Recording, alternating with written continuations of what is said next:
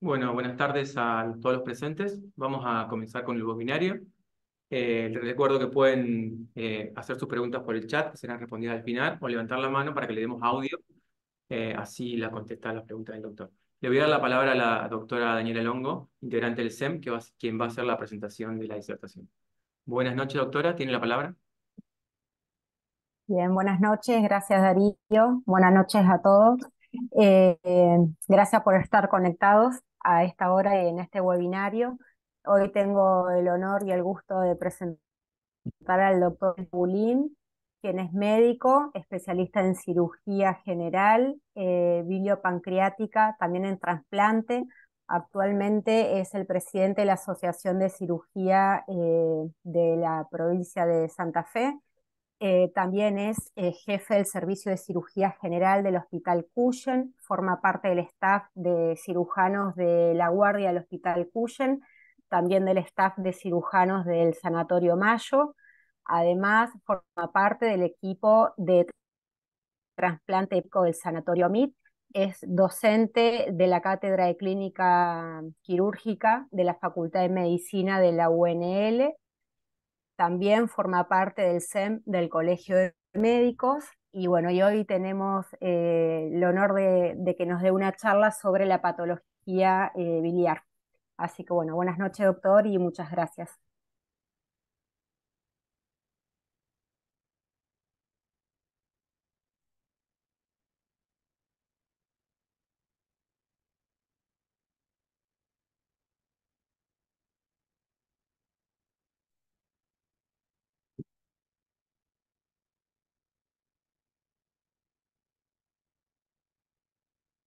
Ya, se están escuchando.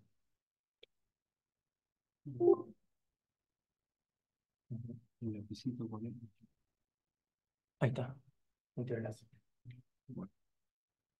Bueno, Daniela, te agradezco la presentación. La idea con la charla hoy básicamente es arrojar conceptos claros de lo que es en general la patología litiásica sin entrar en mucho detalle de lo que es cada entidad en sí, porque cada entidad termina siendo un tema mucho más grande y que termina siendo tema de discusión inclusive en los congresos de la especialidad. Entonces, más allá de por ahí la complejidad que puede tener la patología, vamos a tratar de hacerlo simple para que todos nos entendamos y llegamos a un punto, a una modalidad de trabajo que nos permita resolver mejor estas cuestiones.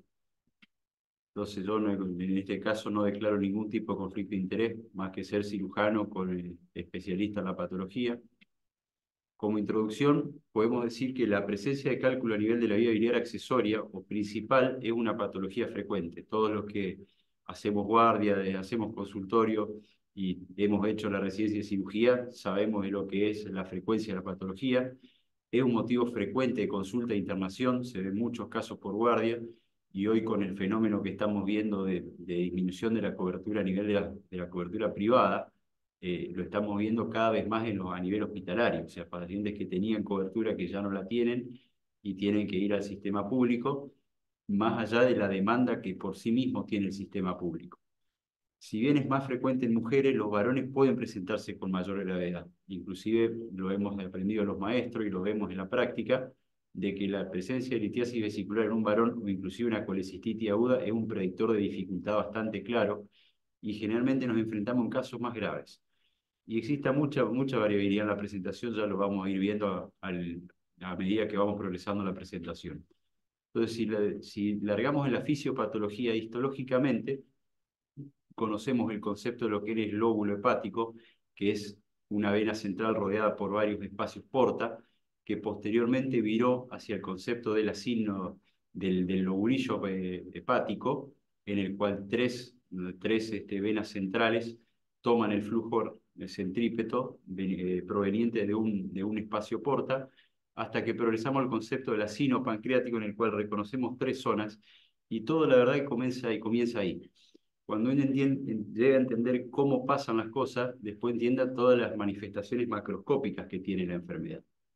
Entonces, si seguimos en esa, vamos a ver que todo termina siendo un juego de lo que es la conjugación, la secreción y la síntesis a nivel hepático, que termina formando lo que son los componentes de la bilis. Y este es el triángulo famoso de Admiral-Small, que se ve en varios libros, inclusive libros muy viejos, y que la verdad no ha cambiado y sigue arrojando bastante luz en lo que es la génesis de la litiasis, de cómo es el desequilibrio entre los diferentes componentes de la bilis provocan la precipitación y la formación de micelas, y a la vez a partir de las micelas se van formando las concreciones litiásicas que pueden variar mucho en tamaño y en composición. Entonces, ¿cuáles son los factores de riesgo para desarrollar el trastorno? La raza, o sea, la raza, los pueblos originarios latinoamericanos sobre todo tienen una incidencia generalmente mayor de patología litiásica, ¿sí? Inclusive hay poblaciones donde la incidencia pica casi al 100%. La edad, a mayor edad, mayor la posibilidad de desarrollar el trastorno, si bien lo vemos en gente realmente joven, tuve la oportunidad de verlo en niños muy pequeños. El sexo femenino, como dije antes, también si bien es más frecuente la patología, también la tiene el sexo masculino. La relación es más o menos 3 o 4 a 1, dependiendo del lugar, pero siempre tenemos en cuenta que el sexo masculino es un factor de riesgo para dificultad. La obesidad es un factor de riesgo conocido y tiene que ver inclusive cómo se conjuga la bilis. La diabetes mellitus también, pero también más allá de ser un factor de riesgo en formación de concreciones litiásicas, es un factor de riesgo en complicaciones derivadas de la enfermedad. Los trastornos hemolíticos, al aumentar el pool de bilirrubina y asociado a cierto defecto de conjugación a nivel hepático, puede precipitar la formación de litos. La cirrosis hepática también es un factor conocido y agrega enorme dificultad al manejo del trastorno, sobre todo en pacientes que están enfermos, pero no tanto como para estar en una lista de trasplante. Y las enfermedades inflamatorias intestinales también tienen aumento de la incidencia y hay que prestarles atención. Pero inclusive se combinan con otras enfermedades como ya son las enfermedades autoinmunes que tienen otro tipo de fisiopatología. Entonces, si vamos a hablar de las formas de presentación, uno recuerda la anatomía como la vesícula biliar con su conducto cístico constituyen la vía biliar accesoria para unirse luego a la vía biliar principal, que está formado por ambos conductos hepáticos que van a confluir para formar el conducto hepático, y posteriormente el conducto colédoco, que va a desembocar en la ampolla duodenal o papila de Vater, que a su vez también va a recibir el ducto pancreático principal. ¿Sí? Hay variaciones en esta desembocadura que son causales de otra patología, pero esta básicamente es la forma anatómica. Entonces, cuando uno conoce cómo se da la cuestión a nivel fisiopatológico y conoce la anatomía, vamos a entender cuáles son las formas en que se va a presentar el trastorno. La primera manera se puede presentar como una litiasis vesicular totalmente asintomática. Ya vamos a hablar de eso en paciente que no tiene síntomas derivados. O bien el paciente que ya desarrolló los síntomas y va a tener una litiasis vesicular sintomática, aquel paciente que va a complicar con una cuestión inflamatoria y va a tener una colecistitis aguda, que generalmente se debe a la impactación de un cálculo en el tracto de salida de la vesícula, generando la cascada inflamatoria. Puede ocurrir la migración canalicular a través del cístico y ocurrir la litiasis coledociana. Si bien está descrita la formación de litiasis de novo directamente en la vía biliar principal, recordemos que esto es un defecto a nivel de la secreción, síntesis y cómo se precipitan los líquidos a nivel de la bilis. Entonces, todo puede pasar también de manera primaria a nivel del colédoco. Puede ese cálculo impactarse, generar una infección ascendente y generar la colangitis aguda, que es un cuadro bastante grave, ¿sí? O bien darse la pancreatitis aguda, que tal cual lo describía Viera Costa en el año 78, ya hace mucho tiempo, y en Argentina, describe la impactación transitoria de un cálculo con posterior eliminación, lo cual genera por sí solo la cascada inflamatoria de la pancreatitis, que también sabemos un trastorno sumamente polimorfo y potencialmente grave. Y tenemos otro tipo de trastornos, que son las litiasis intrahepáticas, que generalmente están relacionados con otro tipo de patología, como son las colangitis crónicas, como las infecciones parasitarias, las extensiones biliares y algunas neoplasias, que si bien tienen su frecuencia, cuando asocian patología litiásica estamos hablando de otra situación y de otra patología. Entonces, no aplican mucho los conceptos que vamos a ver en esta presentación. Si vamos a hablar de epidemiología, es sumamente interesante. Vamos a hablar de un artículo publicado en el año 2006 que tiene como población la población norteamericana desde el año 2000, Y ellos en el año 2000, en su base de datos, encontraron 2 millones de internaciones derivadas de patología que tiene que ver con litiasis biliar, 750.000 consultas ambulatorias, y ellos estimaron esos años que hay 14 millones de mujeres afectadas y 6 millones de varones infectados. Y fíjense también, con el agarrado avance que tienen ellos en la recolección de datos, tienen tipificado cuánto han gastado en la patología y han gastado 6.5 billones de dólares, configurando eventualmente la tercera o cuarta patología que más gastos eroga al sistema de salud. Entonces, fíjense lo que es el tamaño del problema que estamos hablando. Cuando buscamos ese tipo de datos a nivel nacional, si bien hay datos de epidemiología, no tenemos datos que nos arrojen ese tipo de comparación para saber cuánto nos cuesta a nosotros realmente la patología, que uno estima con la cinética que tenemos que también nos cuesta bastante.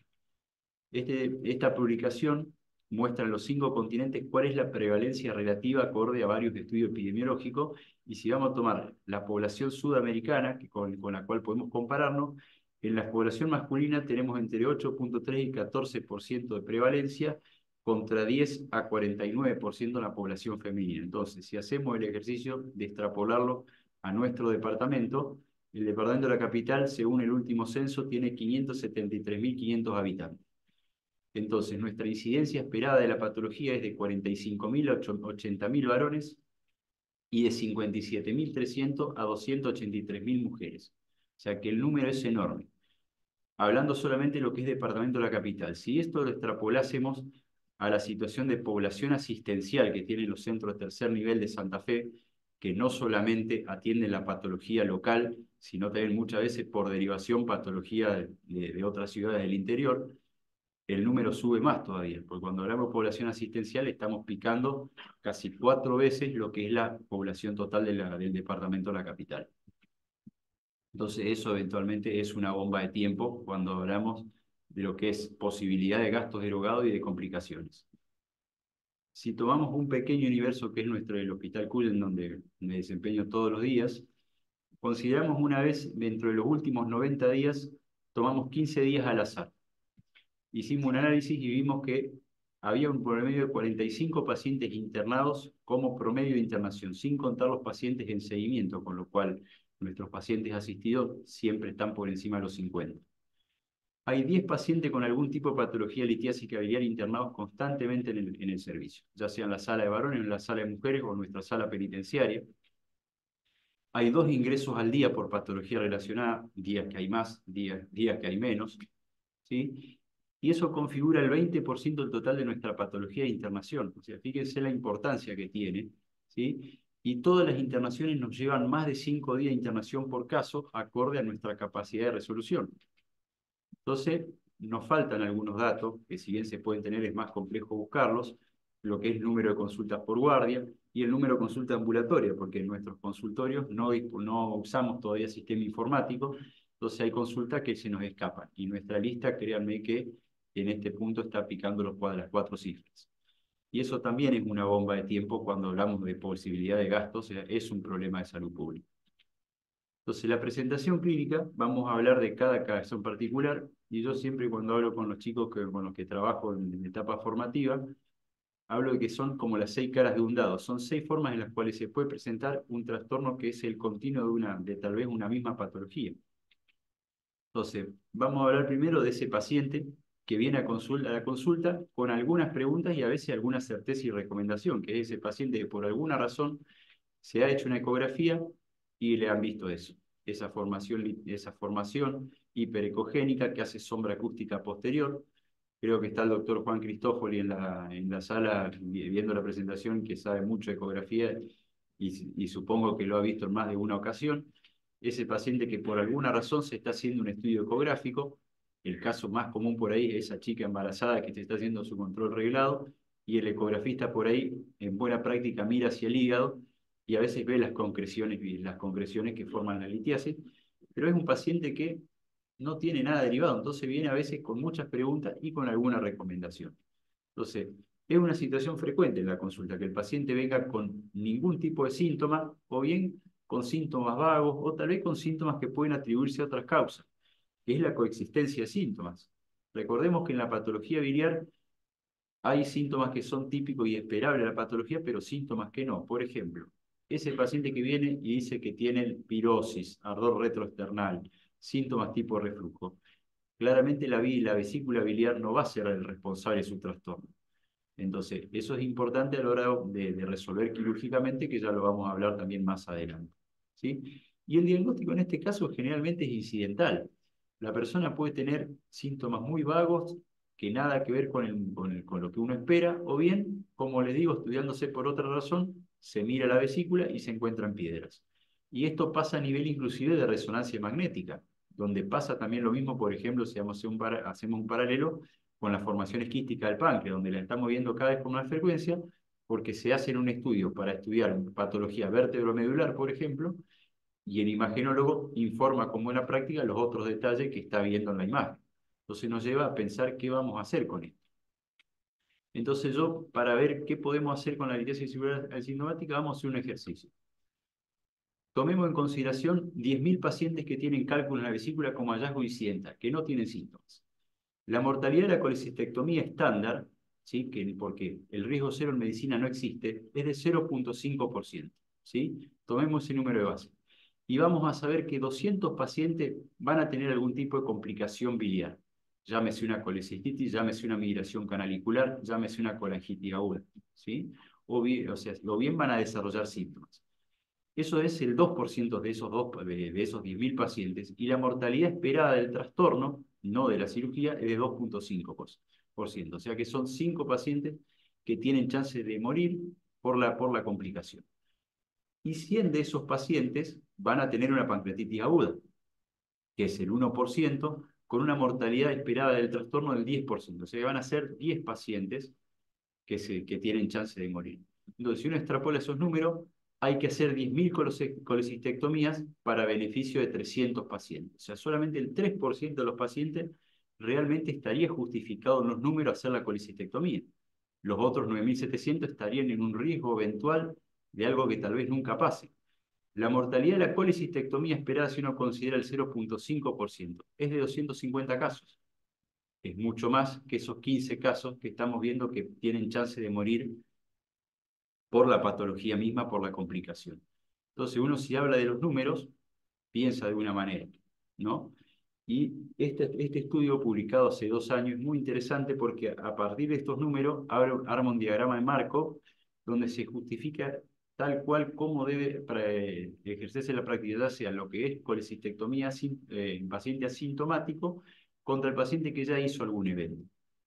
Entonces, o sea, si tuviésemos que hablar de este estudio en la presentación, nos llevaría más de la mitad de la presentación porque es un estudio sumamente largo, así que los invito, va a quedar grabado, así que los invito a leer. Entonces, si tenemos que hacer alguna recomendación respecto del paciente que es totalmente asintomático, ninguna guía internacional avala la cirugía sistemática en estos pacientes. O sea, son pacientes que uno, si les explica, podría no operarlos y no estaría cometiendo ningún tipo de error, porque está avalado por bibliografía. La tasa de complicaciones relacionadas al trastorno son bajas, estamos hablando de un 3% de todo el universo que va a ser algún tipo de problema. Y se debe brindar la información correcta a los pacientes y escuchar a ver cuál es su opinión y cuál es su vivencia respecto del trastorno, porque el saber que uno tiene algo lleva a una respuesta emocional a veces, y entonces hay que explicarle bien al paciente. Primero se explica que ningún procedimiento quirúrgico, para lo que sea, tiene riesgo cero de complicaciones, y que la posibilidad de una complicación puede ser un evento grave, y que se estaría exponiendo a una cirugía con anestesia general y chance de complicaciones para un trastorno que no le está dando síntomas en ese momento. Si se los va a dar en el futuro, no lo sabemos, no hay herramientas para predecirlo correctamente, pero en ese punto tal vez tenga que decidir el paciente, porque si el paciente en uso de su autonomía se quiere operar para evitar esa mínima chance de complicaciones, yo soy de la opinión que hay que escuchar. Si bien no estamos avalados por guías internacionales, hay que escuchar la opinión del paciente. Y el seguimiento en este caso es la clave. Ese paciente que decide no operarse, hay que tenerlo controlado y tiene que estar advertido de cuáles son los síntomas que deben llevar a consultar y que cambiarían la conducta, que ya vamos a seguir hablando cuando hablemos de las otras formas de presentación. Entonces, pasando al paciente sintomático, ese paciente que tiene síntomas, que tiene episodio de dolor, ¿sí?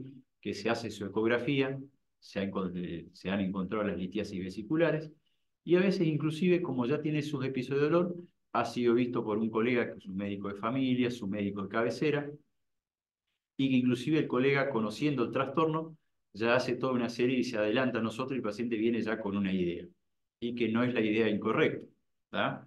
Ya lo vamos a ver a continuación. Entonces, la presentación clásica es lo que llamamos cólico biliar. El cólico biliar es ese dolor que se presenta ante la ingesta, que tiene un ascenso rápido de la intensidad del dolor y que se mantiene después en una meseta para descender muy lentamente en intensidad, que sería como la historia natural del dolor biliar, ¿sí?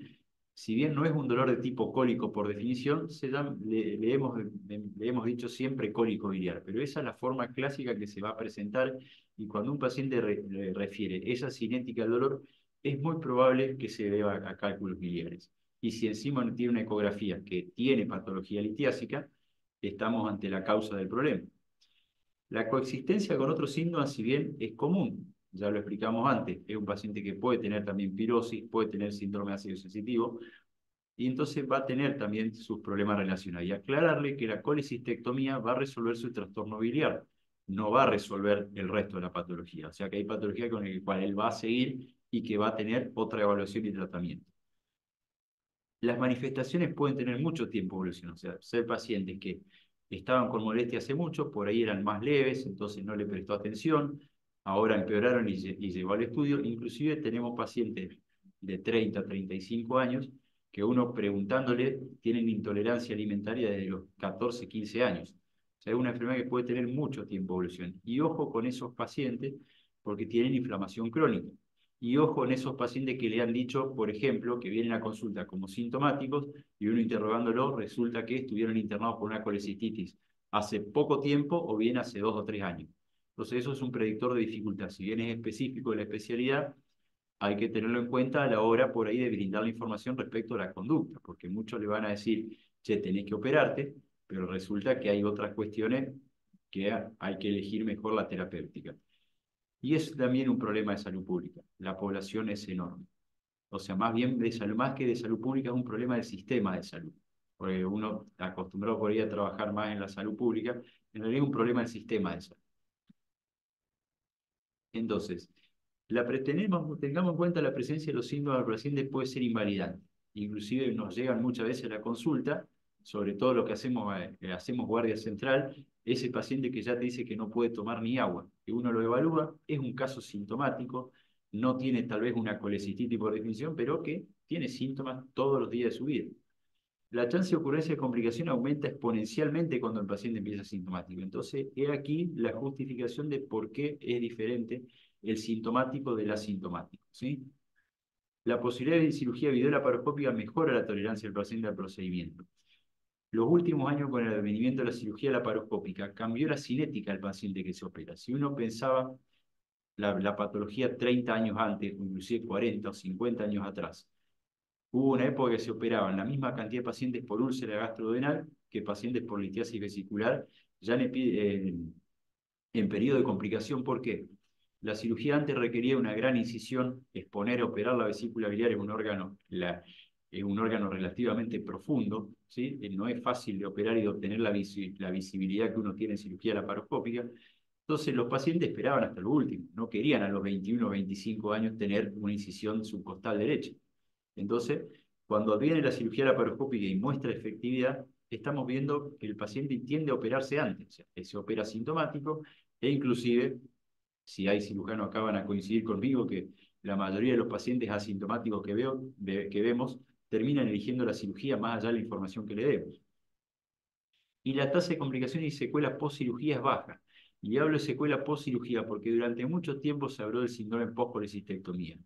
Yo desde una óptica personal creo que tal cosa no existe como síndrome post-colecistectomía, sino que son síntomas preexistentes, por ahí no de lo evaluados del todo correctamente, entonces parece que son síntomas nuevos, pero no. Si bien, por ejemplo, se ha descrito un cambio en el pool biliar que causa diarrea colerética, pero eso es sumamente infrecuente. Entonces, la recomendación con los casos sintomáticos, la cirugía por vía videolaparoscópica es la elección. Está avalado por la guía norteamericana, europea, y por los consensos a nivel nacional y latinoamericano que el caso sintomático debe ser operado.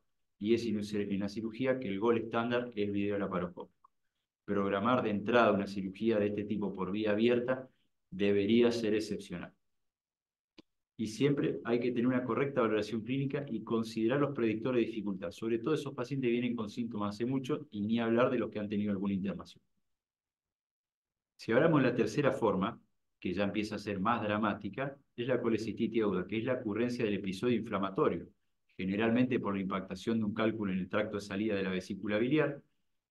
Y lo vamos a ver, más allá de los síntomas, ese paciente con la ecografía, por ahí que ya sabe que tiene litiasis, o bien la colecistitis aguda es la primera manifestación de su enfermedad. Pero en la experiencia le puedo decir que cuando uno tiende a interrogar a estos pacientes, han tenido alguna sintomatología previa. Entonces, que un paciente debute directamente una colecistitis aguda sin pasar por un estadio sintomático es bastante infrecuente. Entonces, ¿qué vamos a ver en la ecografía? Porque hay que prestar atención. La distensión vesicular es lo primero que vamos a ver, ¿sí? Porque muchas veces van a decir, sí, mira, tiene distensión, tiene paredes finas. Bueno, está bien, tiene paredes finas, pero mide más de 4,5 centímetros.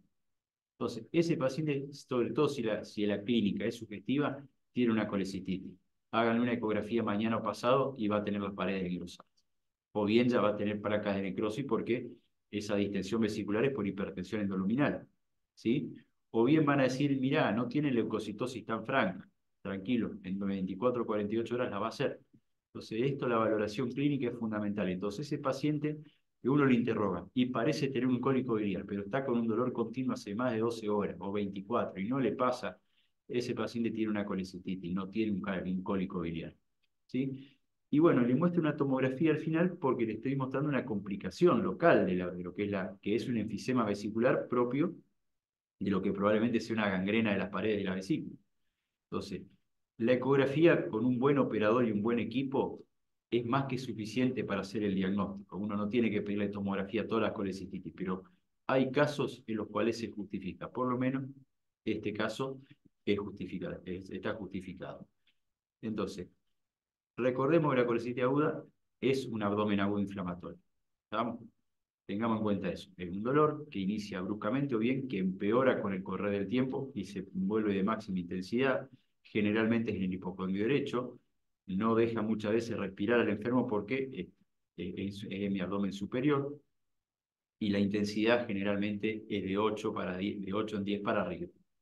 Es un motivo frecuente de internación y a veces vemos que desgraciadamente se están yendo a la casa muchos pacientes con colecistitis aguda, y dejado a la libre evolución puede evolucionar un cuadro grave. Fíjense de lo que es una distensión de vesícula con pared fina, cómo podemos evolucionar una gangrena vesicular porque no se resuelve la anoxa. Entonces, si uno lo deja a libre evolución, puede pasar algo grave. Entonces, la evaluación de severidad se hace con las guías de Tokio, las últimas son del 2018, y podemos dividirla clínicamente, que es créanme que es la forma de evaluación más simple y más útil en un caso leve. El caso leve se define por negativa como para aquel paciente que no tiene signos de severidad. Se corresponde más o menos al 85% de los casos, con lo cual la mayoría de los casos van a ser leves, lo cual no cambia radicalmente la conducta, ¿sí? ¿Cuándo decimos que un caso es moderado? Cuando hablamos de una masa palpable y dolorosa, el paciente que persiste doloroso, el paciente que tiene una leucocitosis entre 12.000 o menos de 4.000, o sea que el que está leucopénico, si bien otras variaciones de la guía hablan de leucocitosis por encima de 18.000. La fiebre mayor de 39 grados es un signo de moderado, si bien es poco común que una colecistitis haga fiebre, pero si está haciendo fiebre, ojo con ese paciente, ya sea con la presentación clínica y con la dificultad local. La persistencia de síntomas más de 72 horas, ni hablar, y si es varón, es para agarrarse la cabeza. Y los signos de gravedad imaginológicos. Cuando el ecografista, por ejemplo, te llama y dice, che, mirá, las paredes miden 1 centímetro, tiene halo perivesicular, parece que tiene facelo mucoso, que por ahí con la experiencia del ecografista y sobre todo si tiene un buen equipo, ya te puede dar muchísimos datos. Y cuando la colecistitis es severa, cuando tiene disfunción de órgano o directamente cuando tiene falla múltiple de órgano. Entonces, ese paciente, la mortalidad que tiene, nada que ver con un leve. Estamos hablando de una patología que, siendo severa, tiene ya casi un 7 a un 10% de mortalidad, dependiendo del contexto. Cuando, siendo colecistitis, tiene, como decíamos antes, el 1%. ¿Sí? Entonces, la evaluación fundamental, repito, fíjense, es clínica. Acá no hay ningún parámetro que no pueda ser evaluado clínicamente, ¿sí? Y es la clasificación más útil. Es por hoy una urgencia quirúrgica. Entonces, eso de antes se decía de enfriar el cuadro clínico, no está avalado del todo por la guía. Hoy, hacer una colecistectomía temprana bajo ciertas condiciones clínicas, evolución del cuadro clínico, característica del paciente y experiencia y recursos tecnológicos, la colecistectomía temprana es segura en colecistitis aguda y es lo que debería hacerse. Y nuevamente repito, y no me voy a cansar de repetirlo, que es un problema para el sistema de salud, porque es muy frecuente y eroga gastos interesantes, ¿sí? Entonces, si vamos a hacer un algoritmo de la conducta que vamos a tener para el tratamiento, también nos vamos a basar en las guías de Tokio y vamos a tener que, para el grado 1, que es la colecistitis leve, hay que iniciar los antibióticos, pero hay que hacer también la colecistectomía temprana, ¿sí? Entonces, lo más importante en este caso, que es la línea llena, es hacer la cirugía laparoscópica temprana, ¿sí? Antibiótico y observación era una conducta que se propugnó mucho hace algunos años porque se consideraba la dificultad del gesto quirúrgico, pero hoy sabemos que si tenemos los recursos y tenemos la experiencia, podemos hacerlo con un perfil de seguridad muy alto y se resuelve de raíz la patología. En los casos moderados, hay que ya iniciar el tratamiento antibiótico, porque estamos hablando inclusive de una predicción de dificultad local. Hago el parate acá para hacer la aclaración, porque o sea, la clasificación de Tokio tiene que ver con un estadio de severidad clínica, ¿sí? No tiene nada que ver con lo que es complejidad local, o sea, no tiene nada que ver que si la colecistitis es congestiva, si es flegmonosa, si es supurativa, si es filtrante, si es gangrenosa, si es perforada, ¿sí? Si bien puede haber alguna correlación, podemos tener un caso moderado con una colecistitis flegmonosa, por ejemplo, ¿sí? Sin necesidad que sea un piocolecito, por ejemplo. Entonces, el estadio de subdecompensación clínica hay que hacerlo. Inclusive este asterisco, si uno lee la guía original, habla de que estos pacientes hay que hemocultivarlos.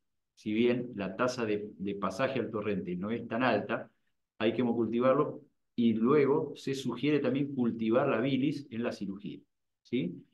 Y una vez que se inició ese soporte, si tenemos las condiciones favorables, hay que hacer la cirugía laparoscópica temprana, ¿sí? Si no tenemos los recursos o por alguna razón el paciente llega a subagudo, porque si uno lee la guía original, va a leer también lo que es la definición del caso subagudo, porque operar después de los 5 días, la dificultad local que te ofrece es muy alta.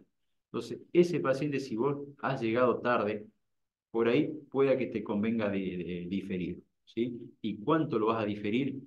Entre 2 a 3 meses, cuando ha pasado la segunda fase del proceso inflamatorio, ¿sí? Inclusive en pacientes que no andan del todo bien y la cirugía puede ser dificultosa y no contamos con la experiencia y los recursos, pero sí sabemos hacer muy bien ecografía, podemos poner un drenaje percutáneo y eso va a enfriar el cuadro. Y luego considerar la colecistectomía diferida. Y digo considerarla porque muchos de estos pacientes la vesícula se vuelve disfuncional, es un órgano excluso y no va a tener posibilidad de hacer colecistitis. Entonces por ahí, sobre todo en pacientes añosos o de alto riesgo, podemos considerar no hacer la colecistectomía después de un drenaje percutáneo. Y para el caso severo, ni hablar que tenemos que iniciar el soporte intensivo, ¿sí? Son casos de pacientes que están descompensados, ¿sí? Y bueno, considerando el camino que dijimos antes, si contamos con los recursos y en pacientes aptos para cirugía, la cirugía laparoscópica temprana sigue siendo la mejor opción, ¿tá? Pero se puede considerar también el drenaje percutáneo y se puede considerar también la observación. Pero bueno, ya estamos hablando de un estadio donde la mortalidad es bastante más alta, ¿sí? Y son pacientes que deberían estar en un lugar que tenga los recursos. Entonces, eso ya lo vamos a charlar también más adelante, lo que son las derivaciones oportunas cuando nos estamos quedando cortos de recursos. Y a veces el recurso no tiene nada que ver con el recurso humano, porque créanme que tengo amigos y colegas en el interior que saben muy bien lo que hacen y trabajan muy bien y se preocupan mucho por los pacientes, pero simplemente no tendrían el soporte para sacar adelante un paciente de este tipo. Pasando a la otra consideración, lo que es la litiasis coledociana, ya sea en formación primaria en el conducto colédoco o bien ese caso que ha tenido migración canalicular. Entonces, es ese paciente que un buen ecografista va a lograr ver la vía biliar, la vamos a ver dilatada, podemos ver la compresión litiásica, pero eventualmente podemos no verla. Entonces, como charlo mucho con los chicos que damos las tutorías en la facultad, prestarle atención al hallazgo indirecto. Por ahí, a lo mejor el ecografista, por muchas razones, no te pueda ver, ver el cálculo dentro del conducto, pero sí te va a dar los hallazgos indirectos. Te va a decir que tiene litiasis vesicular, que tal vez el hígado es esteatóxico y que la vía biliar está dilatada. Entonces, esto uno lo tiene que pensar como un conducto que se tapa. Entonces, uno pisa el conducto, lo tapa, hacia arriba va a crecer. Entonces, es un hallazgo indirecto que nos estaría hablando en primera instancia de una obstrucción coledociana. Y dependiendo de la población que consideramos y el antecedente, lo más común pueden ser los cálculos en el colédoco, como bien en otra población vamos a tener 50 y 50. Y el gol estándar, el mejor estudio para evaluación de estos casos, es la colangioresonancia, que es un estudio que inclusive no lleva contraste. La desventaja es que no está del todo disponible en todas partes, es un estudio relativamente oneroso y aparte tiene tiempos de adquisición muy largos. Entonces, sobre todo pacientes añosos que tienen que colaborar con la respiración, puede ser un estudio difícil de interpretar dependiendo del contexto, pero sigue siendo la mejor evaluación. Entonces, ¿cómo vamos a sospechar que está pasando eso? Ese paciente que aparte de tener dolor abdominal, antecedente de cólicos biliares, por ejemplo, que tiene dispepsia, aparece ictérico, aparece amarillo. ¿Sí? Entonces, ese paciente es muy sugestivo que tenga una colestasis. Entonces, la colestasis se puede ver a dos causas, básicamente en dos situaciones. Una, el hígado está enfermo. La otra, el conducto de salida está ocluido. Entonces, los cirujanos en general vemos esos pacientes que tienen obstrucción canalicular y la ictericia es por hipertensión retrógrada. Nos ocupamos más de eso. Y si bien cada tanto vemos de los otros, pero cada trastorno tiene su patrón típico que nos permite sospechar una u otra cosa, ¿sí? Pero tengamos en cuenta otra cuestión. La ocurrencia incidental asintomática es del 10%. Si uno considera todo el universo de pacientes que tienen litiasis biliar, sobre todo las litiasis sintomáticas, tienen hasta un 10% de prevalencia de litiasis coledocial insospechada. ¿Cómo las vamos a encontrar? Tal vez haciendo colangiografía sistemática. Pero eso es una discusión de otra charla, y inclusive se sigue discutiendo en los congresos de la especialidad de que si tenemos que hacer colangiografía intraoperatoria a todos o no. O sea, los números parecen ir a favor de lo selectivo, pero eso es una charla mucho más amplia. Y eso tengamos en cuenta que es más alta la prevalencia todavía en pacientes con colecistitis aguda, o sea, ese paciente que tras que la cirugía va a ser difícil, si tenemos que hacerle colangiografía a todos, se dificulta aún más y alarga el tiempo quirúrgico. Inclusive, dependiendo de la dificultad local, uno puede hacerse prácticamente imposible hacer una colangiografía intraoperatoria. Y es importante la evaluación ecográfica de la vía biliar. Entonces, la primera aproximación va a ser siempre ecográfica, ¿sí? Nos da muchísimos datos y si tenemos sobre todo un buen equipo, un ecografista dedicado que se preocupe por el paciente, vamos a tener muchos datos. Entonces, tener un buen ecografista es importante. Entonces, la evaluación por imagen, la primera aproximación es ecográfica. Hasta el 15% de los casos se pueden considerar complejos. ¿Por qué hablamos de complejidad? Número de cálculos, tamaño de los mismos, qué segmentos de la vía biliar están afectados, porque puede verse afectado el tercio distal, toda la vía biliar, inclusive, que es lo que llamamos coloquialmente empedrado coledociano. Puede haber alguna variación anatómica en la desembocadura del cístico, puede haber variaciones en la ramificación suprahepática de la vía biliar, que todo agrega, y puede haber inclusive anormalías de la desembocadura, como ser, por ejemplo, el divertículo duodenal con papila justa diverticular, que el acceso endoscópico a la papila es sumamente difícil. Todo eso hoy por hoy lo podemos pesquisar antes de la imagen. Entonces se hace deseable tener siempre que se pueda la colangioresonancia antes de iniciar la terapéutica. ¿Sí? Si es deseable, sí. No es fundamental, podríamos tomar conducta sin ella, pero es deseable tenerla. ¿Por qué? Para saber tener datos de antes, porque si nos vamos a dar cuenta en la CPR, que es una litiasis coledociana compleja, y entramos a hacer solamente una papilotomía y extracción de litos, por ahí hay elementos que no vamos a tener a mano. Y hoy existe, ya vamos a ver más adelante, un número enorme de recursos que nos pueden ayudar a resolver los casos en menos exposiciones. Entonces, la evaluación completa del caso resulta fundamental para elegir la estrategia terapéutica. Entonces, opinión personal con algún sustento bibliográfico, estos pacientes todos tendrían que tener colangioresonancia, ¿sí? Para evaluar antes de hacer los drenajes. Entonces, cuando vamos a ver qué podemos hacer, la litiasis colorectal tiene abordaje quirúrgico, ya sea video laparoscópico, que hoy por hoy ya se ha vuelto gol estándar, y el abordaje a cielo abierto.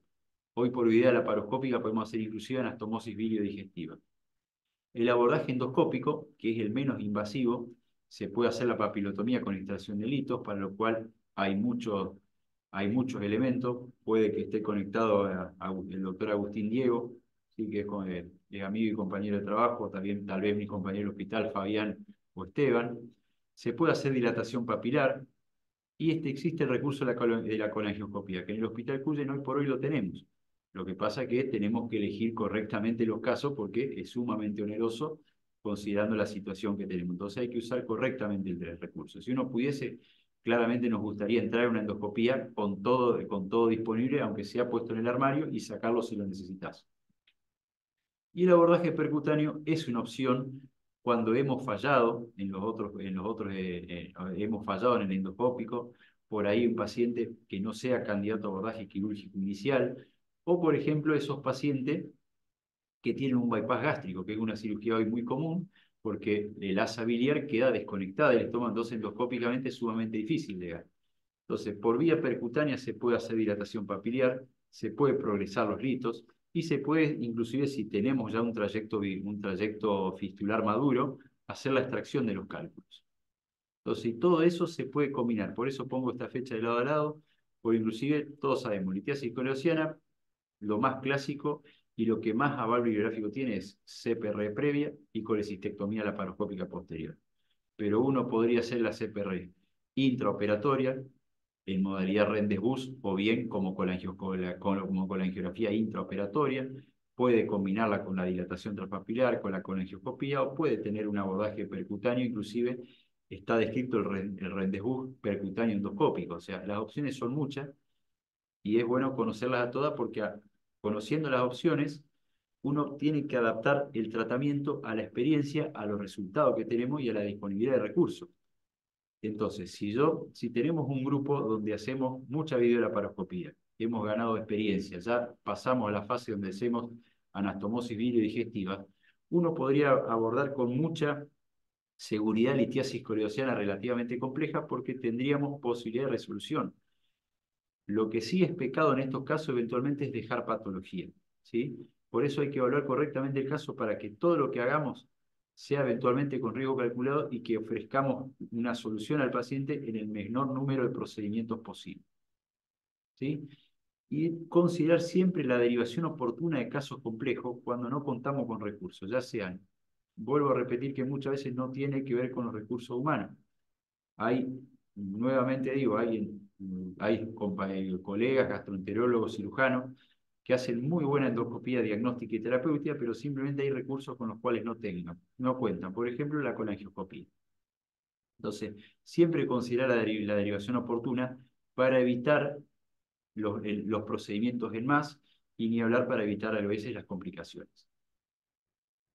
Pasando a la siguiente forma, la colangitis aguda es como un continuo de eso mismo que estábamos hablando. Entonces, ¿cuál es la forma clásica? La tríada de Charcot, que la preguntamos siempre en los exámenes. Esa tríada que está formada por la presencia de fiebre, la coloración ictérica de mucosas y el dolor abdominal. Si uno a esa tríada le sumase estos dos signos, que es la alteración del nivel de conciencia y la inestabilidad hemodinámica, tenemos la penta de Reynolds, ¿sí? O también llamada penta de Rappel, que ya es un signo de colangitis grave, ¿de acuerdo? Y antes se la relacionaba con lo que se llamaba colangitis supurada. Si bien podemos seguir usando esa clasificación, hoy es más adecuada la clasificación de Tokio, que ya la vamos a hablar, porque podemos tener colangitis graves, ¿sí? Sin necesidad que haya pus.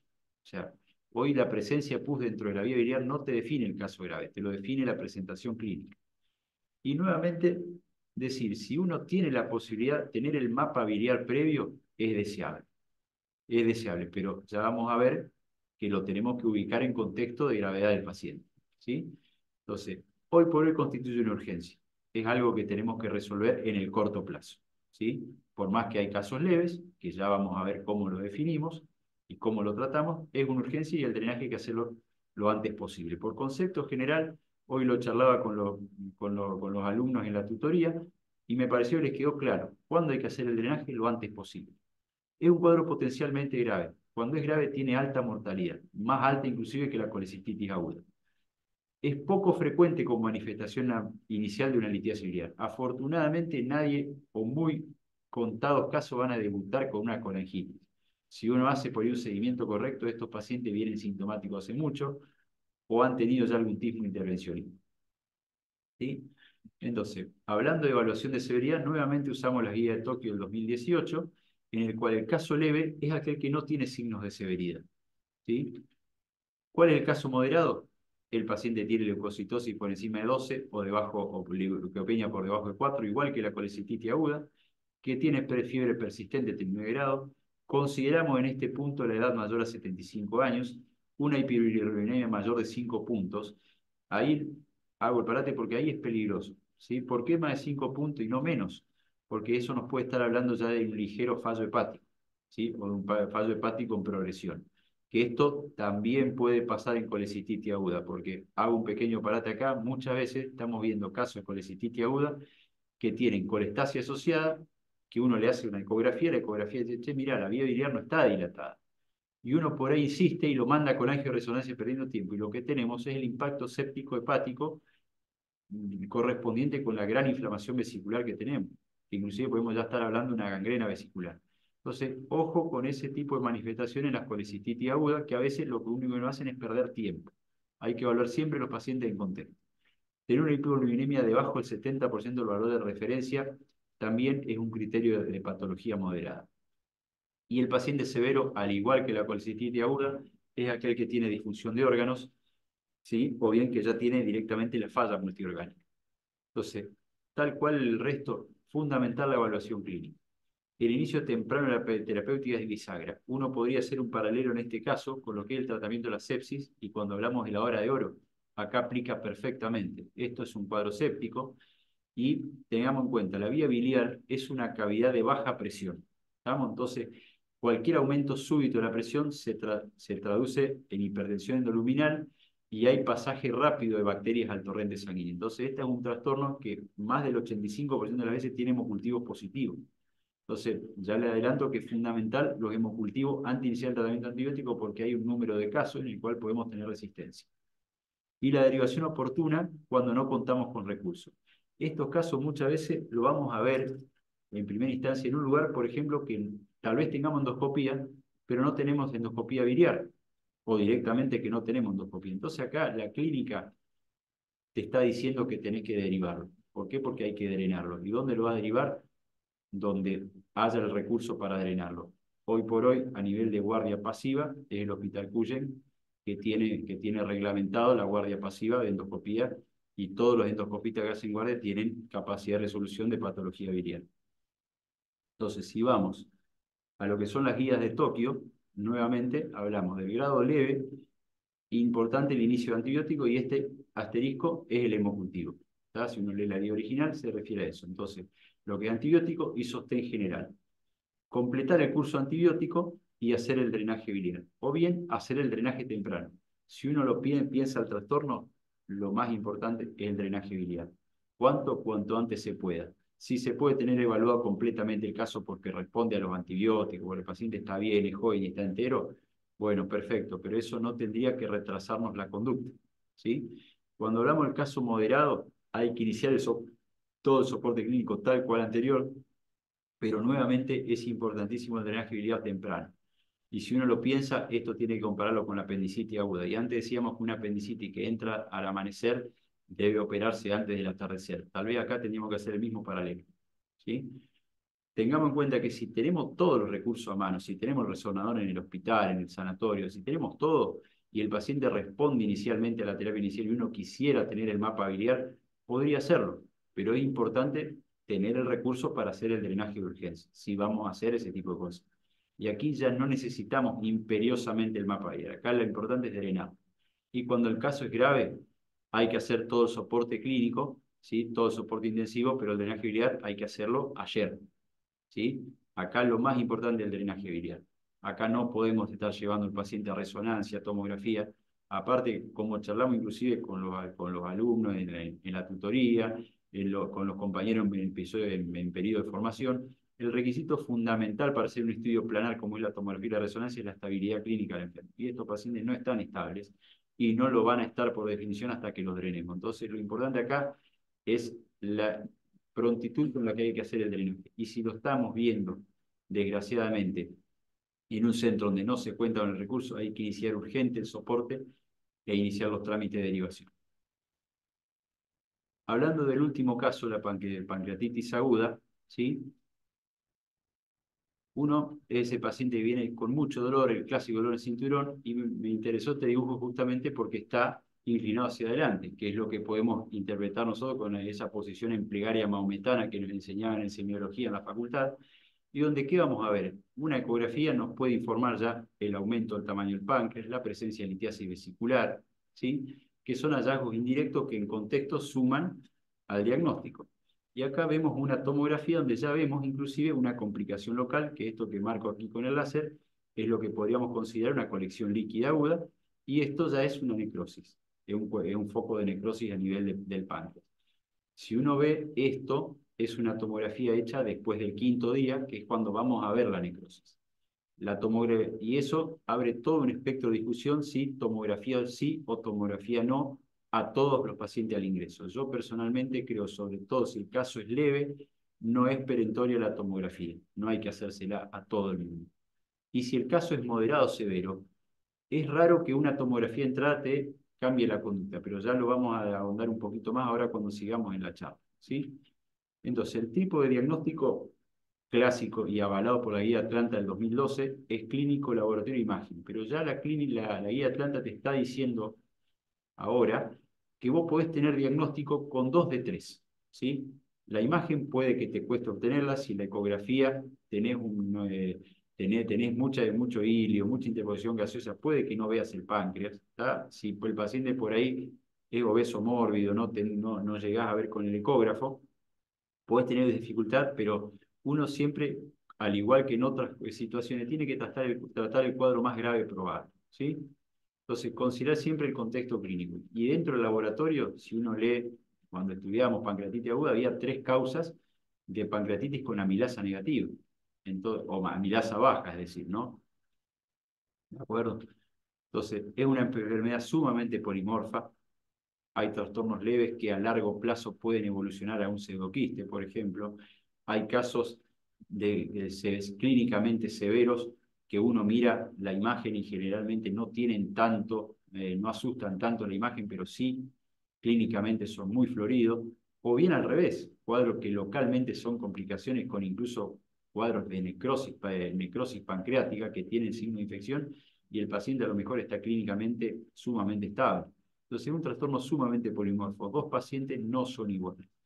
Y el tratamiento de evolución pueden ser sencillos, como son los casos leves en su mayoría, o volverse sumamente complejo y requerir mucho recurso humano, mucho recurso tecnológico, y desgraciadamente son trastornos sumamente caros, que eso es lo que menos le gusta a los que hacen gestión.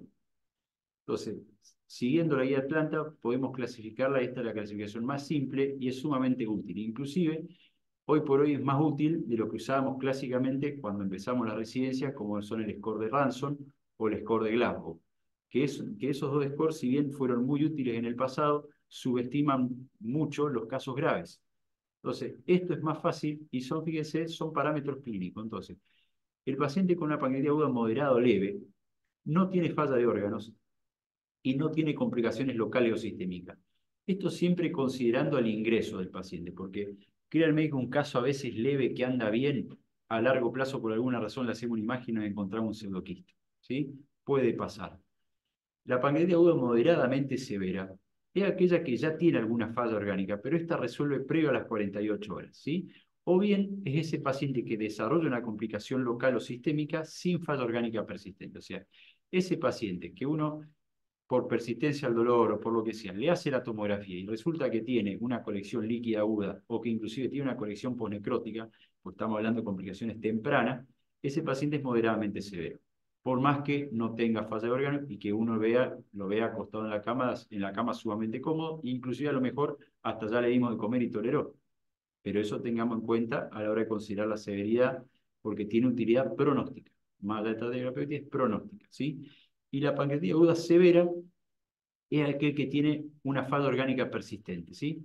Dura más de 40, tiene más de 48 horas, está en correcto tratamiento y la falla orgánica no cede. Las complicaciones locales generalmente son la regla, pero puede haber mucha disociación en lo que es la complicación local, que no llama tanto la atención, pero el paciente sí está sumamente inflamado, en respuesta inflamatoria, e inclusive con falla persistente. O bien puede haber una correlación, ¿de acuerdo? Y la forma de estimar la falla es el famoso score de Marshall. Si uno lo ha leído alguna vez en la actualización de Atlanta del 2012, no es más que una modificación del score de SOFA con 3 parámetros de los 6 originales del SOFA, ¿sí? Entonces, lo más importante, nuevamente no lo vamos a cansar de recalcarlo, es la evaluación clínica. En este trastorno es la evaluación al pie de la cama, importante la interacción de especialidades, verlo con el especialista en clínica médica, verlo con el gastroenterólogo, verlo con el intensivista, ¿sí? Verlo todo y que cada uno pueda dar a veces su aporte al caso, porque son casos que pueden volverse sumamente complejos. Y desgraciadamente un paciente no es igual al otro, y si bien existen guías, después uno tiene el paciente acostado en la cama que va a ser diferente al que vimos ayer y al que vamos a ver mañana, ¿sí?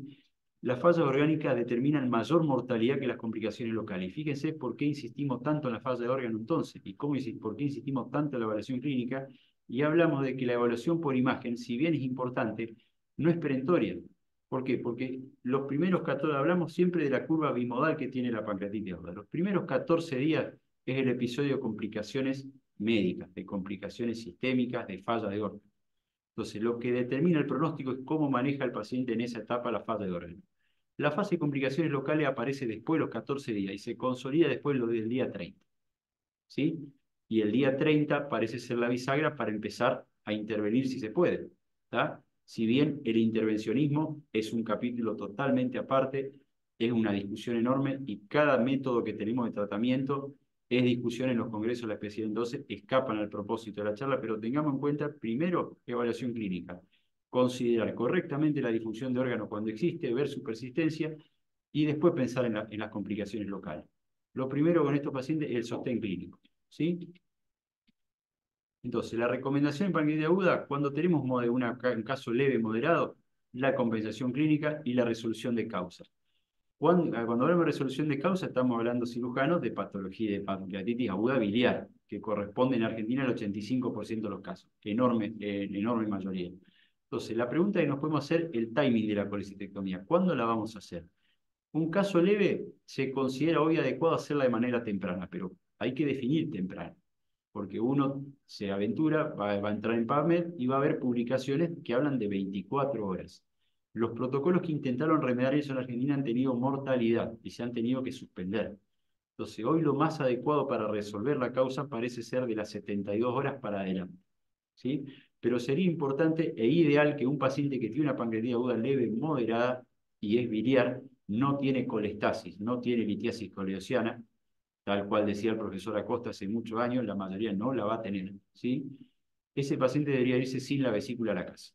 ¿Por qué? Porque la próxima pancreatitis ya puede ser moderadamente severa o severa, ¿sí?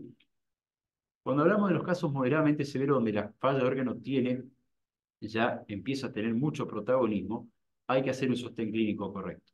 Hay que hacer el tratamiento correcto de las complicaciones locales cuando corresponde, si bien vuelvo a recordar que en los primeros 14 días lo que determina el pronóstico son las fallas de órgano, y la resolución de causa puede ser diferida. Si bien hay reportes de tratamiento temprano en la internación, requerir experiencia, requerir recursos, requerir tecnología. Lo que hay que tratar de hacer es nunca empeorar el cuadro, porque la pancreatitis aguda severa, moderadamente severa y severa, son cuadros inflamatorios severos, que se explican a nivel molecular, liberación de citoquinas, permeabilidad linfovascular, o sea, muchas cuestiones fisiopatológicas que uno con una cirugía lo que puede hacer solamente es empeorarla. Entonces, hay que considerarlo con cuidado, ¿sí?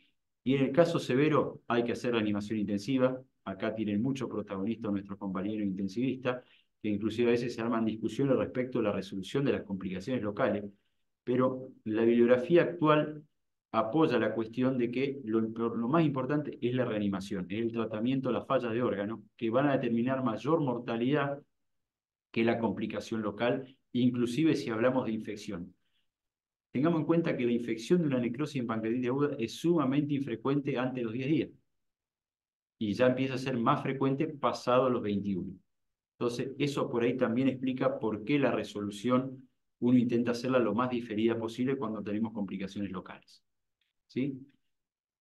Como conclusiones de lo que es la patología biliar, hablamos de una patología frecuente con mucha variabilidad de presentación clínica, problema de salud y de sistema de salud, sin lugar a dudas, es un problema económico, o sea, porque si uno tiene que indicar la resolución a todos los pacientes, cuando entramos a hablar de costos, los costos son inmensos en un país tan empobrecido por varias razones como el nuestro, entonces no podemos dejar de considerarlo, ¿sí? Y la resolución requiere diagnóstico correcto, diagnóstico temprano, disponibilidad de recursos y conocimiento de la enfermedad. Y muy importante el conocimiento de la enfermedad, es decir, cuando hablo de conocimiento de la enfermedad, no es una cuestión de arrogancia, sino decir lo que hemos estudiado en la facultad, que lo podamos aplicar al paciente cuando lo tenemos enfrente para hacerle recomendaciones basadas en la evidencia correcta y siempre hasta donde llega la especialidad de uno. Por ejemplo, yo tengo pacientes que son hipertensos, que son diabéticos, e intento siempre apoyarme en el colega que hace la especialidad para no cometer errores y dar recomendaciones que no corresponden, ¿verdad? Y en este caso sería lo mismo. Entonces, siempre que el caso lo amerita, la consulta con el colega especialista en cirugía general, o si tiene a disposición un cirujano con interés en la patología o especialista en la patología hepatobilio-pancreática, es deseable. Pero siempre la base es la sospecha, el diagnóstico correcto, hacerlo temprano y conocer la enfermedad. Después todo lo otro uno lo puede organizar. ¿Sí? Entonces, y aprovecho para dar final a la clase para pasar dos mensajes. Recordemos que la semana que viene se van a elegir los delegados departamentales del Departamento de la Capital en colegio y recordar que nuestras instituciones uno las mantiene fuertes y las mejora participando. Y participar en la elección de nuestras autoridades es el primer paso. Y luego los cambios ocurren desde adentro, así que aprovecho para invitar a los colegas ya colegiados sobre el Departamento de la Capital que asistan a votar y que participen, que eso es el primer paso para empezar a mejorar las cosas. Y por último, recordar que hace poco fue el Día Mundial del Autismo, y tiene que ver con una suerte de mensaje en el cual tenemos que pensar cómo vemos al otro, cómo vemos al que piensa diferente y cómo nos vemos a nosotros. Muchas gracias.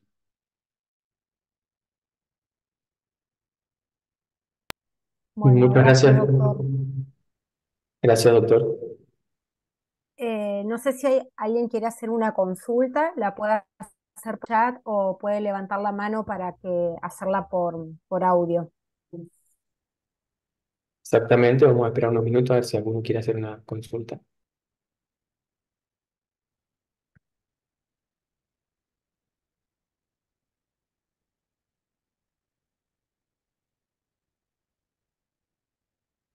Mm.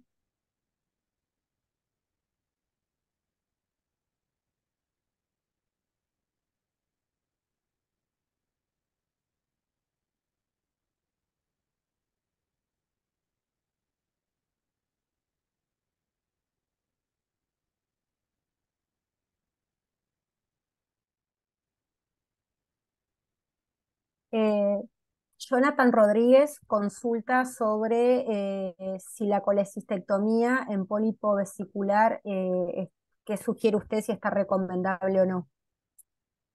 Bueno, bueno, eso es trampa porque Jonathan trabaja conmigo y sabe más o menos ya lo que pienso, pero el tema con el pólipo vesicular ¿cuál es la cuestión?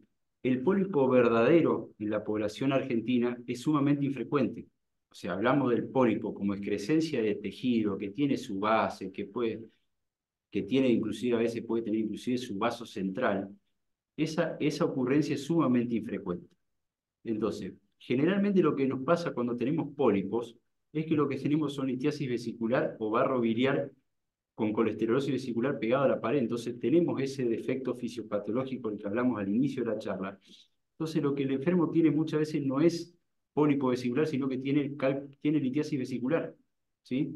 Entonces la metodología de evaluación debería seguir en la mayoría de la población lo que es la evaluación del caso sintomático, asintomático, y ni hablar cuando empiezan a aparecer las chances de complicaciones. Pero cuando uno considera el pólipo verdadero, uno la conducta la puede tomar en dos aspectos, lo que es número de pólipos y lo que es el tamaño. Entonces, si uno se pone en contexto, si uno viviese en Chile, en Bolivia o en el Oriente, la presencia de pólipos vesiculares, algo que sugiere pólipo, significa cirugía urgente, cirugía ayer, por la prevalencia que tienen ellos de cáncer de vesícula, que no se traduce en la población argentina. Repito, lo que más tenemos nosotros es litiasis vesicular. ¿Estamos?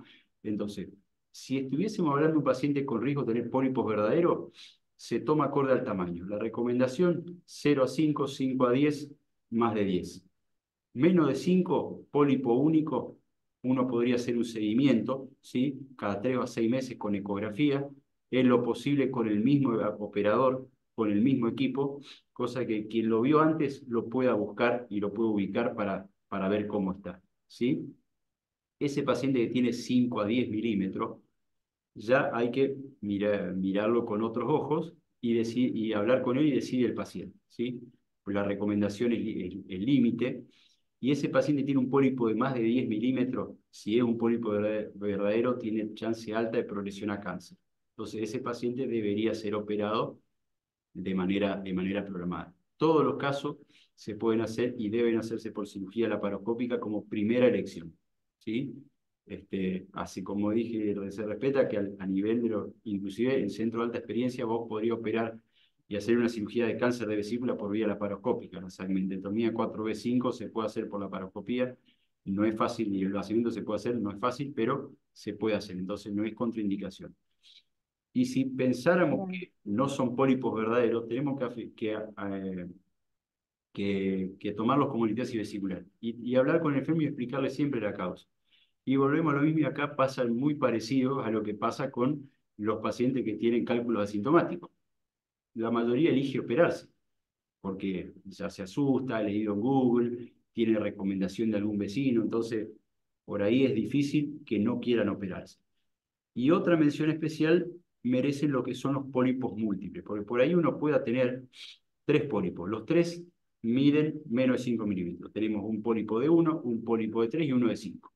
Entonces uno va a la guía y podría decir, no, bueno, este se puede observar. Pero que hay que prestar atención ahí, al control ecográfico. Imaginemos cuando le hacemos el control a los 3 meses, ahora resulta que un pólipo mide 2, el otro mide 4 y el otro mide 6. Entonces, ¿qué pasó? ¿El de 5 creció a 6 o el de 1 creció a 6? Entonces, ese caso tiene que operarse. Sobre todo si sospechás pólipos verdaderos. Y si sospechás pólipos verdaderos y son múltiples, por ahí la elección más acertada sea operar directamente al enfermo y no esperar la progresión. No sé si eso contesta y se entendió la explicación. Bien.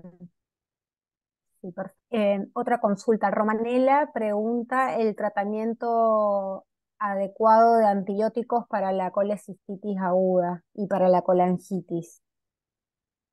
Bueno, eso Pregunta si está cada, bien cipro y metro, por ejemplo. bueno, cipro y metro, o sea, lo charlamos siempre con los alumnos cuando hacemos las tutorías. O sea, vos tenés que tener claro qué espectro vas a cubrir. Como cualquiera, o sea, vos tenés un esquema empírico basado en la experiencia previa, en algunos análisis. No todos los centros hospitalarios y sanatoriales tienen estudios de prevalencia epidemiológica. Entonces tenemos que basarnos en las guías. Si uno va a la guía Stanford, ¿qué tenés que cubrir? Bacilo gram negativo, anaerobio y cocos gram positivo. Entonces, ciprometro es un esquema muy adecuado. ¿Cuál es el problema? La resistencia que se ha generado a la cipro. La ciprofloxacina se están informando mucha resistencia. AMS es un muy buen esquema, pero como tenéis que cubrir anaerobios, tenés que subir la dosis, tenés que subir la SIM, ¿sí? Entonces Agregarlo. tenés que irte a 3 gramos cada 6 horas, que es una dosis bastante alta, ¿sí? ¿Podés usar otro esquema? Podrías usarlo, pero estos esquemas que están disponibles, bastante disponibles en todos los centros, son más que adecuados. Y después, lógicamente, uno tendría que progresar acorde a los hallazgos de cultivo, ¿sí? O sea, la colecistitis, la guía de Tokio sugiere que habría que cultivar a todas. Entonces, eso yo no sé si debería ser tan así si vos tenés, porque son pacientes que vienen de la casa. Bueno, te agarrás una colecistitis después de haber estado 5 días internado. Puede pasar, pero no es lo más frecuente. ¿De acuerdo? Entonces son pacientes que son ambulatorios, que vienen de la casa y que tener una resistencia de ese tipo debería ser poco común. Pero bueno, eso tal vez amerite a varios niveles hacer estudios epidemiológicos. Pero con eso, esos dos esquemas te resuelven el 98% de los problemas. Bien. Eh, Después el doctor Arturo consulta, en las litiasis asintomáticas, ¿no es adecuado usar el teorema de Bayes a la hora de tener una certeza mayor en la indicación quirúrgica o conservadora? A ver, espérame que la lea. Sí.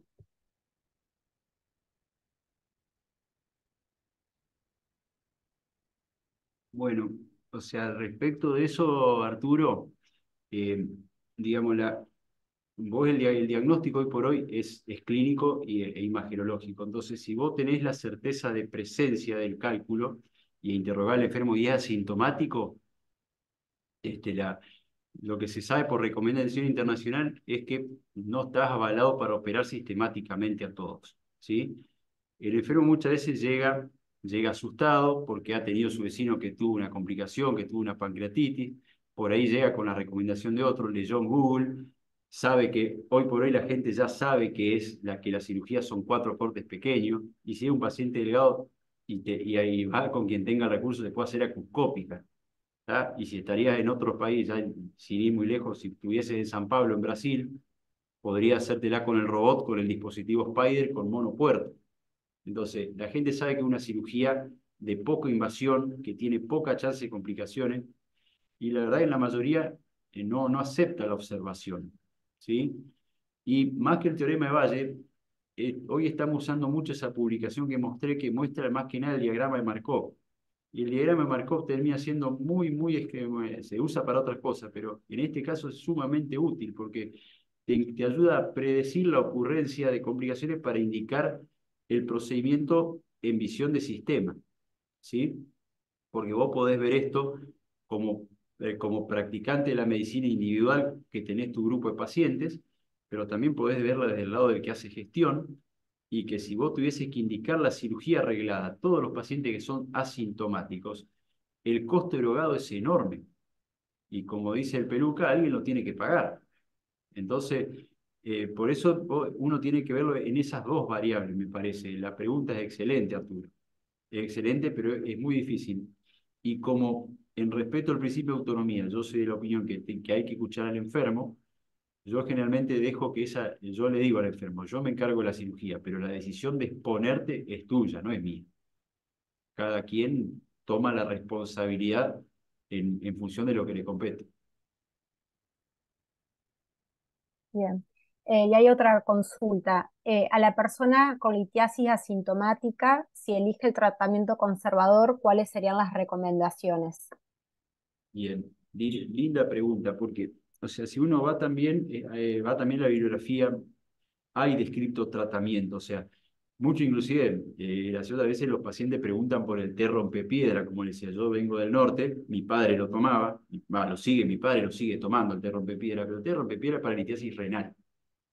La litiasis renal fisiopatológicamente es diferente, la composición de los cálculos es diferente, ¿de acuerdo? Entonces, y la fisiopatología de excreción es diferente. Entonces, no existe tal cosa como un té rompepiedra para la vía biliar. Existen sí quelantes de la vía biliar, podríamos llamarlo quelantes, pero que son medicaciones que cambian la composición, como la más común, por ejemplo, el ácido urso desoxicólico, el ursodiol. La marca más común es el ursodiol o Ursac. Eh, son medicaciones que cambian el pool de bilis, entonces se ha postulado que ayudan en la disolución espontánea de los cálculos. Si uno mira cómo ocurre fisiopatológicamente, no creo que ocurra una dilución de los cálculos. No creo que sea eso. Simplemente si uno mira cómo se produce, es un equilibrio dinámico de formación y de disgregación. Entonces vos podés, a veces el paciente viene y dice, la ecografía dice que tengo 3 cálculos. Y 3 cálculos difíciles, a lo mejor cuando en 3 sean 5, sean muchos, o tal vez sea uno solo, porque eso es un equilibrio dinámico de formación. ¿Tá? Entonces, recomendaciones, no escapa la recomendación dietaria de lo que sería una dieta balanceada, si bien las dietas ricas en grasas, ¿tá? Muy ricas en proteínas, están descritas como precipitantes de la formación de cálculos. El tratamiento correcto de comorbilidades, como ser la obesidad y la diabetes, si son pacientes hiperobesos, ¿sí? Uno indicaría la evaluación nutricional y la evaluación por un equipo multidisciplinario para ver si ese paciente es candidato a una cirugía bariátrica, por ejemplo. Y bueno, inclusive, qué bueno que hace la ruta porque viene el comentario. Hay muchos pacientes que no tenían litiasis, que después del procedimiento bariátrico, manga, bypass, van a desarrollar piedra. ¿Por qué? Porque cambia el circuito digestivo, cambian ciertas cuestiones fisiopatológicas y al cambiar la forma en que se concentra la bilis, ¿tá? Por el tipo de estimulación que se va a tener, hay pacientes que desarrollan cálculo. Entonces, el paciente post-bariátrico es más común que tenga cálculos que otro. Entonces, recomendaciones, créanme que medidas preventivas, no hay medidas preventivas ciertas, ¿sí? Medicaciones 100% eficaces tampoco existen y el té rompepiedra tampoco, no sirve para esto. Así que recomendaciones no más que seguir una dieta balanceada y una vida normal y tratar comorbilidades. Y sí lo que se hace, perdón que me extienda, lo que se hace es educar en de qué se trata el trastorno. Hay que explicarle al paciente que por ahora no tiene síntomas, pero la chance de desarrollar síntomas existe y cuáles van a ser. En el momento que al paciente le empiece a molestar cuando coma, que empieza a tener dolores frecuentes en hipocondrio derecho, por más por ahí que no estén completamente relacionados a la ingesta, y que empieza a ser disfuncional su digestión. Y bueno, ahí hay que considerar el cambio de conducta, ¿sí? Porque vamos a estar haciendo en una fase que no es complicación, técnicamente es más fácil, y ahí sí estaríamos haciendo prevención de complicaciones graves. Bien, perfecto. Bueno, no sé si queda alguna otra consulta.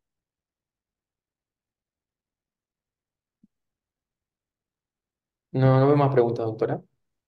Por ahora no. Ah, bien. Sí, muchas de varios colegas que ponen, bueno, muchas felicitaciones, excelente la charla, muchas gracias, muchos mensajes de agradecimiento y de felicitaciones por la charla. Acá el doctor Arturo pregunta una última cosita, dice, si así asintomática, evitar los colecitoquinéticos como huesos y grasas también vale, pone. Así que bien.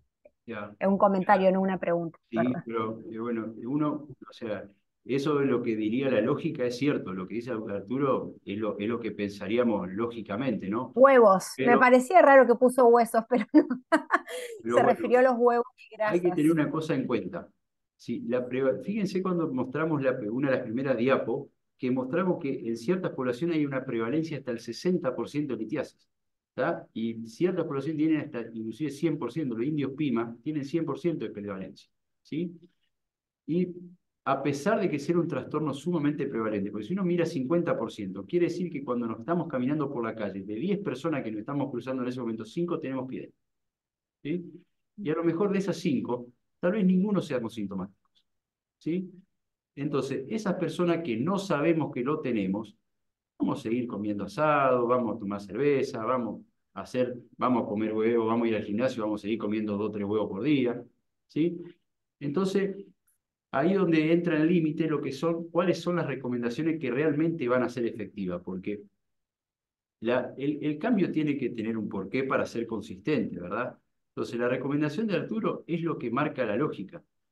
Y es lo que yo pensaba hasta que empezás a adentrarte más en la especialidad y ves que eso termina no teniendo sustento bibliográfico.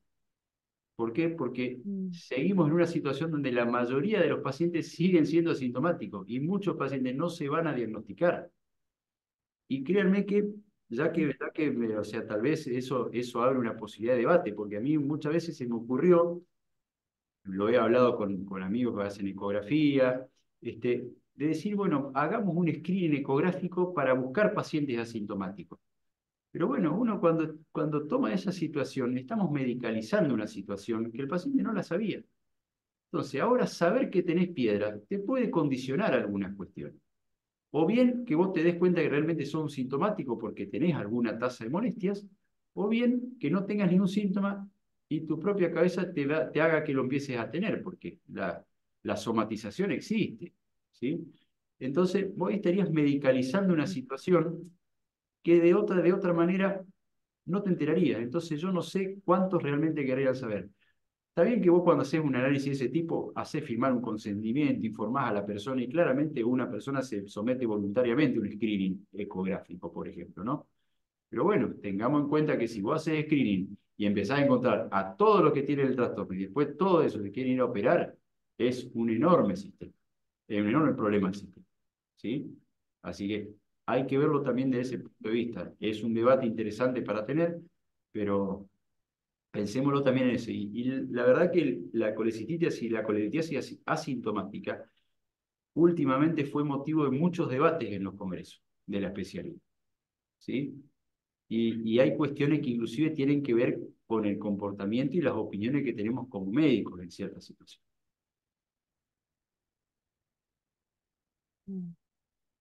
Bueno, bueno, doctor, gracias.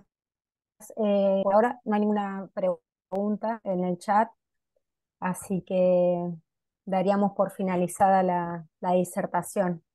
Bueno, Muchas gracias y bueno, felicitaciones porque excelente, excelente la presentación. Muchas gracias. agradezco al comité, a los compañeros del SEM y al Colegio Médico la invitación y bueno, ojalá que esto se nos siga haciendo, se nos siga haciendo costumbre escuchar a colegas que han ganado cierta experiencia y que tienen interés en transmitirla para seguir mejorando todos. Muchas gracias. Gracias. Muchas gracias, doctor. Hasta luego.